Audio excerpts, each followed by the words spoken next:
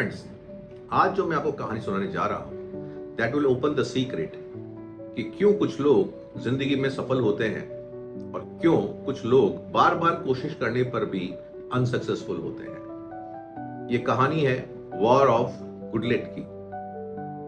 117 CE में एक general टियल जाइद ने स्टेट ऑफ जिब्राल्टर क्रॉस करके स्पेन के ऊपर हमला किया।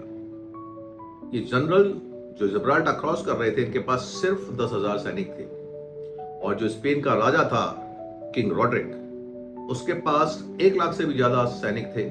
वो अपने किले के अंदर था, उसके पास भरपूर रसद थी, उसके पास भरपूर पानी था और उसको अपने लोगों का सपोर्ट था। ऑफ कोर्स अगर हम रूल ऑफ प्रोबेबिलिटी पे जाएं तो स्पेन के राजा को जीतना चाहिए था, पर इस लड़ाई की सच्चाई यह है कि जो जनरल बाहर से आया था वो जीता। Now question arise why? Because जैसे ही वो जनरल वहां पे उतरा स्पेन में, उसने अपने सैनिकों को बोला कि जाओ और जिन जहाजों पे हम आए हैं उनको आग लगा दो। सैनिकों ने आग लगा दी जहाजों पे। अब जनरल और उसके सैनिकों के पास 2 चॉइस नहीं थी, एक ही चॉइस थी, टू विन द बैटल और die.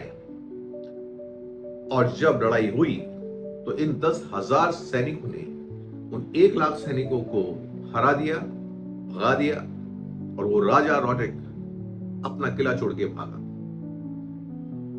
Now let's come to the topic. ऐसा क्यों हुआ?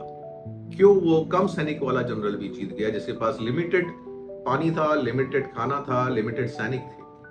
हमारे पास भी कई बार जब हम कोई कोशिश कर रहे होते हैं तो बहुत लिमिटेड रिसोर्सेज रहते हैं और हम सोचते हैं कि दूसरों के पास हमसे ज्यादा रिसोर्सेज हैं तो हम कैसे जीतेंगे।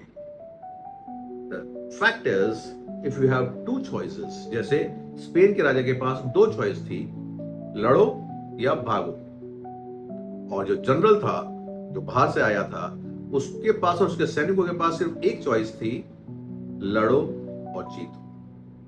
When you choose a target, don't keep 2 targets in your mind.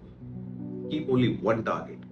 या तो यही होगा या कुछ नहीं होगा। If you are fighting for IIT, if you are appearing for NEET, if you are appearing for any interview, just tell to yourself either this or nothing, and then you go and prepare and you fight.